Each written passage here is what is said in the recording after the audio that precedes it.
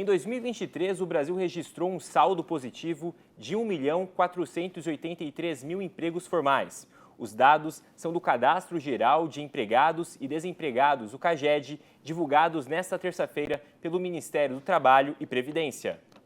O saldo representa queda de mais de 26% em relação ao registrado em 2022, quando o país abriu mais de 2 milhões de vagas com carteira assinada. O número é o segundo menor registrado desde 2020, ano da pandemia de Covid-19, quando o saldo foi negativo em 191 mil postos de trabalho.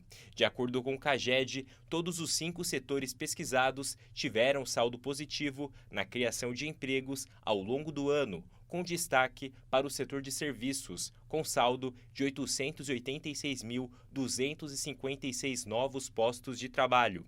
O comércio foi o segundo que mais empregou em 2023, com a abertura de 276.528 novas vagas, seguido pela construção civil e pela indústria. A agropecuária foi o setor que menos abriu vagas no ano, com saldo de 34.762 postos. Os resultados de 2023 não atingiram as previsões do ministro do Trabalho e Emprego, Luiz Marinho, que projetava a geração de mais de 2 milhões de empregos com carteira assinada no ano. Segundo ele, o resultado pode ter sido influenciado pela informalidade, especialmente na agricultura, além de fatores econômicos como os juros e o endividamento, que teve uma queda insuficiente para impactar no mercado de contratação. Falando agora sobre a taxa de desemprego que caiu para 7,8% em 2023. No trimestre encerrado em dezembro, a taxa chegou a 7,4%, um recuo de 0,3 ponto percentual quando comparado com o trimestre anterior. A queda representa o menor patamar de desemprego desde 2014, quando a taxa foi de 7%. A população ocupada média atingiu 100 milhões e 700 mil. De acordo com o IBGE, o número representa um recorde na série histórica, mas o Brasil ainda conta com 8 milhões e meio de pessoas sem trabalho.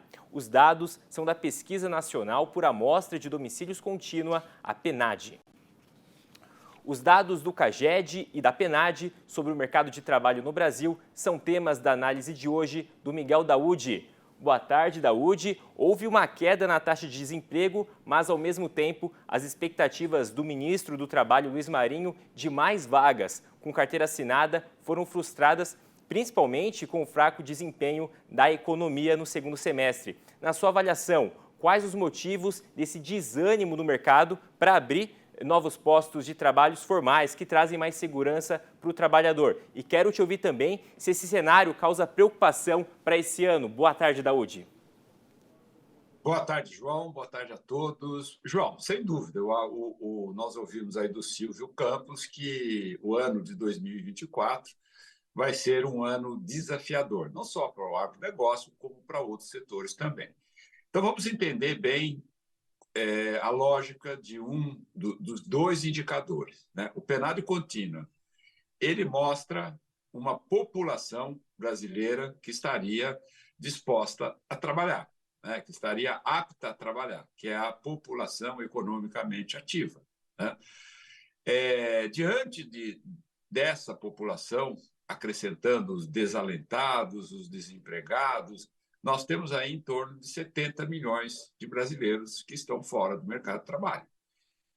O critério de apuração, ele é perfeito, não existe nenhuma falha técnica.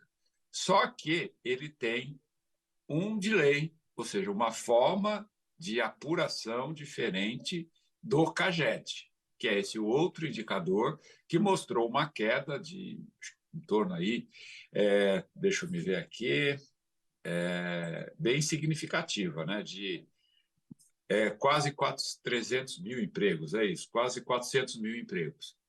Isso tudo, eu sempre tenho dito aqui que hoje você contratar um funcionário, o empresário, para contratar um funcionário, é muito complicado porque os custos são elevadíssimos, né? Se você paga R$ 1.000 para esse funcionário, o custo dele já vai ser 2.400, né? Em torno de 2 ou 1.800, tirando alguns outros impostos. Então, quando você demite, também tem um custo muito elevado. O critério do CAGED é assim: o que entrou, as empresas informam, contratei tantos e demiti tantos. Aí sai esse número que a gente viu. O que está acontecendo? Quando que esse número desabou? Quando se começou a falar em voltar com a oneração da folha de pagamento. Isso é simples, tem um gráfico que mostra bem isso, né? Você mostra o crescimento do PIB, né? O PIB começou a cair, o emprego começou, se permaneceu ativo. Quando você falou que ia onerar a folha, e nós vimos esse afundamento, né, desse indicador, que inclusive fugiu da, da previsão do ministro, né? Porque o ministro talvez não conheça um pouco a lógica econômica, uma análise do capital-trabalho, o que incentiva ou não incentiva. Então, João, desta forma, eu conversando com a Beatriz, eu disse: não, nós temos que provar, né, que a nossa tese está correta. Quer dizer, a expectativa de você tirar, né, voltar com a oneração da folha de pagamento, você vai acabar gerando menos contratação. E esse índice do PNAD contínuo do IBGE, ele mais para frente ele vai começar a subir, porque o número de vagas está diminuindo. Então, ministro Haddad, dê uma olhadinha nisso, converse com os seus assessores, avalia, né? Mas o rombo do INSS é de 400 bilhões. O senhor deve ter outra forma.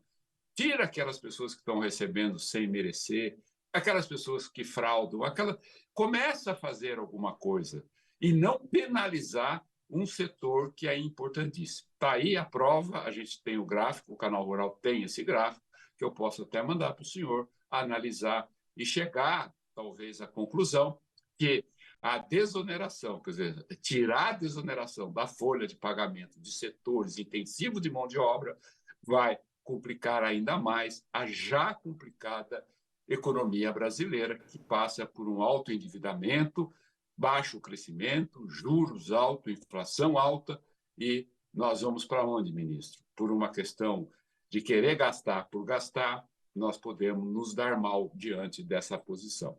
Então é isso, João. Vamos ver se ele entende a lógica da trajetória do CAGED, do PNAD contínua, que mostra que mais para frente a gente vai ter uma elevação do índice de desemprego.